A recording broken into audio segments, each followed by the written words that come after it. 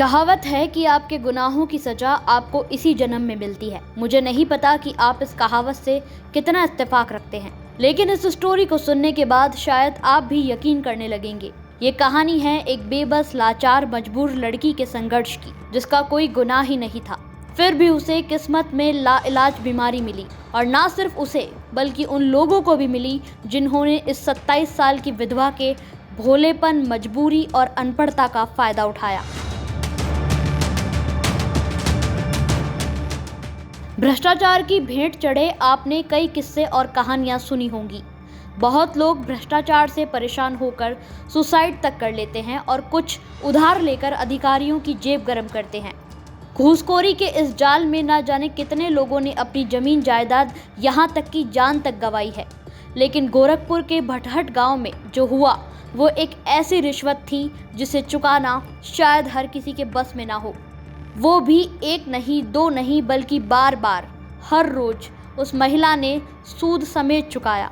गोरखपुर में एक ही गांव के 13 लोगों के एड्स की खबर जब आग की तरह फैली तो सब हैरान हो गए। लोगों को लगा जैसे कि कोई अचानक से महामारी ने जन्म ले लिया हो।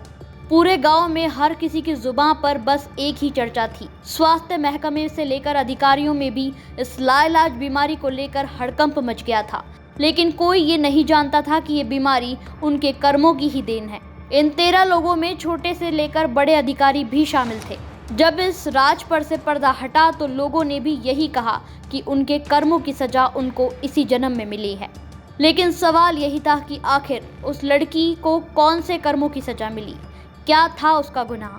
क्या मुट्ठी भर अनाज की चाह रखना उसका गुनाह था, जो इस भ्रष्ट सिस्टम की भेंट चढ़ गई, जिसे हर छोटे से बड़ा काम करवाने के लिए रिश्वत के नाम पर उसे हर रात एक अजनबी के साथ गुजारनी पड़ी? शादी को लेकर हर लड़की के अपने ख्वाब होते हैं। कुछ ऐसा ही हुआ था उस 24 बरस की दुल्हन के साथ जो ब्याह कर इस गांव में आई थी। उसका पति मुंबई में किसी कारखाने में नौकरी करता था, लेकिन 3 साल के बाद ही उसके पति की बीमारी से मौत हो जाती है।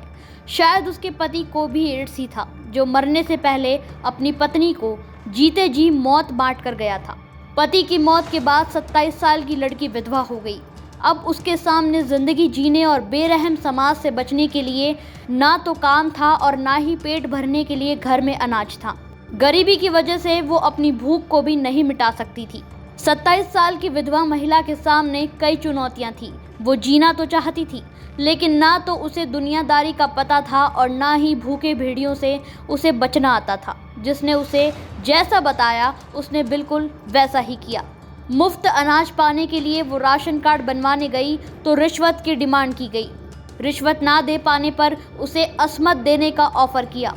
विधवा पेंशन के लिए गई तो वहां भी रिश्वत के बदले आबरू दांव पर लगाने को कहा गया। मनरेगा के जरिए काम मांगने गई तो भी रोजगार सेवक महिला को प्रधान के पास ले गया और प्रधान उसे सेक्रेटरी के पास ले गया। हर मोड़ पर उसे मदद के नाम पर सेक्स करना पड़ा। महिला ने अब इसे अपनी किस्मत समझ लिया था। जिसने उस महिला के साथ सेक्स किया वो इस बीमारी की चपेट में आ चुका था। रिश्वत के बदले असमत का सिलसिला करीब 3 साल तक चला। एक नहीं, कई बार विधवा महिला ने अपनी अग्नि परीक्षा दी। भूखे भेड़ियों ने उसके बदन को इतना नोचा कि उसके शरीर में जान ही नहीं बची थी। अचानक एक दिन महिला की तबीयत बिगड़ी तो उसे भोपा के पास ले जाया गया, लेकिन महिला की तबीयत ठीक होने के बजाय और बिगड़ने लगी। फिर जब अस्पताल में महिला के खून की जांच की गई तो उसे एड्स निकला। महिला समझती उससे पहले ही उन सभी हवस के भूखे हैवानों ने भी अपना टेस्ट करवाया तो सभी की जांच में एड्स निकला। अपनी रिपोर्ट पॉजिटिव पाकर सभी के पैरों तले जमीन खिसक गई। उन 13 भूखे भेड़ियों को उनके कर्मों की सजा तो मिल गई, लेकिन सवाल यही था कि 13 वहशी दरिंदों ने ना जाने कितनों को ये बीमारी बांटी। क्या परिवार और क्या बाहर, ना जाने कितने लोग उनकी हवस का शिकार हुए। इसका खुलासा आज तक नहीं हो पाया। किसी ने सही ही कहा है कि ऊपर वाले की लाठी में आवाज नहीं होती। इस समाज और भ्रष्ट सिस्टम के सामने वो लड़की चीखती रही, पुकारती रही, पूछती रही कि आखिर उसका गुनाह क्या था।